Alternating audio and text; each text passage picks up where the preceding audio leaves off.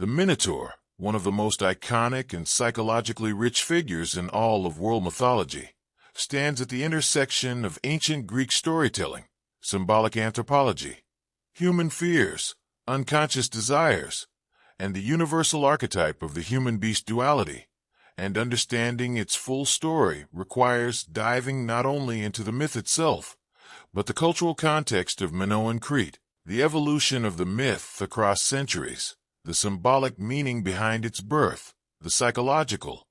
implications of its nature, and the way this hybrid creature has influenced literature, art, psychology, pop culture, and philosophy for more than 3,000 years, beginning with the earliest sources, such as Hesiod, Homeric references, classical Athenian plays, Roman retellings, medieval reinterpretations, Renaissance paintings, modern literature, and even contemporary films and games. According to the most widely accepted version of the myth, the Minotaur was born during the reign of King Minos of Crete, who had prayed to the god Poseidon for a sign to prove his divine right to rule. Poseidon responded by sending a magnificent white bull from the sea with the expectation that Minos would sacrifice it back to the god. But Minos, overwhelmed by the beauty and power of the bull, decided to keep it for himself and sacrifice an ordinary bull instead, provoking Poseidon to punish him by causing his wife, Queen Pasiphae, to develop an uncontrollable passion for the divine bull, this unnatural desire being both a punishment for Minos's pride and a symbolic warning that violating divine trust leads to monstrous consequences. Pasiphae enlisted the help of the brilliant inventor Daedalus, who constructed a life-sized hollow wooden cow disguised with real cowhide, so she could consummate her desire, resulting in the birth of the Minotaur, a creature with the body of a man and the head of a bull, representing the ultimate fusion of reason and instinct, civilization and savagery, nobility and animalistic hunger.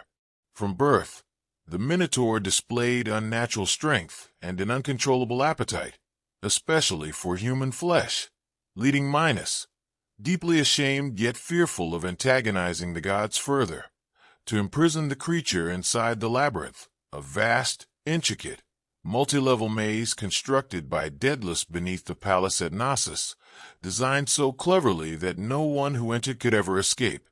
The labyrinth itself symbolizes multiple layers of meaning: the complexity of human psychology, the darkness of the unconscious mind, the entanglement of guilt and secrecy in powerful families, and the idea that society often traps its own monsters instead of confronting their origins. In this sense,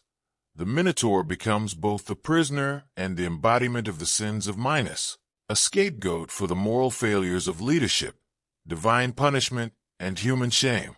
As part of the cruel political circumstances that followed, Minos forced Athens, after defeating them in war, to send a tribute every 9 years. Some versions say every year 7 young men and 7 young women who would be sacrificed to the Minotaur, removed from their families, taken to Crete, marched into the labyrinth, and devoured, a form of ritualized dominance meant to humiliate Athens and simultaneously feed the monstrosity Minos concealed beneath his kingdom, making the Minotaur not just a creature but a political instrument and symbol of oppression. This brings us to the hero Theseus, Prince of Athens, who volunteered to be part of the tribute in order to kill the beast and end the suffering of his people. Upon arriving in Crete, Theseus caught the attention of Princess Ariadne, daughter of Minos and Pasiphae, who fell in love with him and chose to betray her father by offering Theseus the key to survival in the labyrinth, a ball of thread, which he would unwind as he traveled deeper into the maze, allowing him to find his way back after confronting the monster. This story highlights themes of love versus duty, rebellion against tyranny, the power of intelligence over brute force, and the feminine role in guiding the hero through the unconscious, similar to psychological interpretations of Ariadne as an archetypal guide into the depths of the psyche. Once inside the labyrinth, Theseus confronted the Minotaur in a brutal, close-quarters fight. Depending on the version, He either strangled the creature, stabbed it with a sword, or beat it with his bare hands, but in all variations, the Minotaur dies without speaking, without understanding its own existence, and without ever leaving the darkness it was born into, which makes its story uniquely tragic. The Minotaur is not an evil villain acting with malicious intent. It is a creature produced by divine punishment, hidden away, feared, used as a political tool, and ultimately slaughtered by a foreign hero, raising questions about who the true monster actually is, the beast or the society that created and exploited it.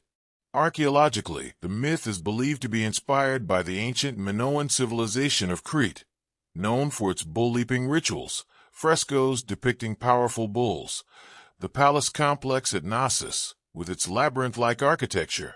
and a culture deeply intertwined with animal symbolism, particularly bulls, which represented fertility, strength, and divine energy. Scholars theorize that the Minotaur myth is a symbolic memory of Minoan dominance over mainland Greece, later reinterpreted by Greek storytellers to frame Crete as the exotic other, a land of mystery, danger, and secrets buried beneath the throne. In later centuries, the Minotaur appeared in Roman poetry, medieval allegory, Christian symbolism, where it sometimes represented sin or lust, and Renaissance art, most famously in the works of artists like Titian and Rubens, who emphasized its sensual and violent origins. In modern times, the Minotaur has become a psychological symbol, especially in the works of Sigmund Freud and Carl Jung, representing the wild, instinctual, repressed parts of the human mind, the shadow self that people fear facing, and the dark truths hidden in the inner maze of personal consciousness. The labyrinth becomes a metaphor for the difficult journey into self-awareness. With the Minotaur as the inner demon one must confront to grow. In contemporary culture, the Minotaur appears in novels, films, games, and comics, from Dante's Inferno to Borges's The House of Asterion, from video games like God of War and Assassin's Creed Odyssey to movies like Immortals, always evolving, sometimes depicted as a savage beast, sometimes as a misunderstood creature, and occasionally as a thinking, emotional character trapped by fate and divine injustice. Across all interpretations, the Minotaur embodies the conflict between man and nature, the cost of pride and disobedience, the horrors hidden within societies and families, and the eternal human battle with one's own inner darkness. Ultimately, the Minotaur endures because it is far more than a half-bull creature.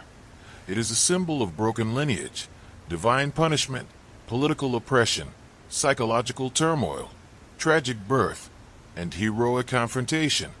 A being born from lust and lies, imprisoned by fear, sustained by violence, and destroyed by a savior whose victory is celebrated even as the beast's existence reveals deeper moral questions about guilt, responsibility,